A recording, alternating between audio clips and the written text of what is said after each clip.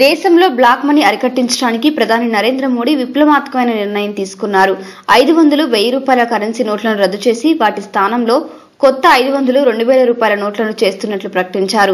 మోడీ తీసుకున్న ఈ సంచలనమైన నిర్ణయాన్ని దేశం స్వాగతించినప్పటికీ దీనితో ఎదురవుతున్న కొన్ని సమస్యల వల్ల కొంత అసంతృప్తి ఉంది. అయితే మోడీ తీసుకున్న ఈ నిర్ణయాన్ని తీవ్రంగా వ్యతిరేకించిన వారిలో ఢిల్లీ ముఖ్యమంత్రి అరవింద్ కేజ్రీవాల్ ముందు వరుసలో ఉన్నారు. పెద్ద నోట్లు రద్దు చేయడం పెద్ద కుంభకోణమని, నోట్ల రద్దు పేరుతో పెద్ద స్కామ్ నడుస్తుందని, ఈ రద్దును వెంటనే వెనక్కి తీసుకోవాలని డిమాండ్ చేస్తున్నారు కేజ్రీవాల్. తాజాగా ఆయన మరో సంచలన ఆరోపణ చేశారు. మోదీ గుజరాత్ సీఎంగా ఉన్నప్పుడు ఆదిత్య బిర్లా గ్రూప్ నుంచి 25 కోట్ల రూపాయల లంచం తీసుకున్నారని తీవ్ర ఆరోపణ చేశారు కేజ్రీవాల్.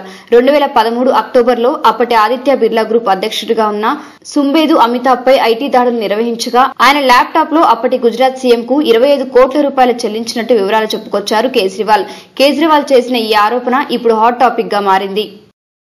ఈ వీడియో మీకు నచ్చితే లైక్ చేయండి, అందరికీ షేర్ చేయండి, కానీ సబ్స్క్రైబ్ చేయడం మాత్రం మర్చిపోకండి.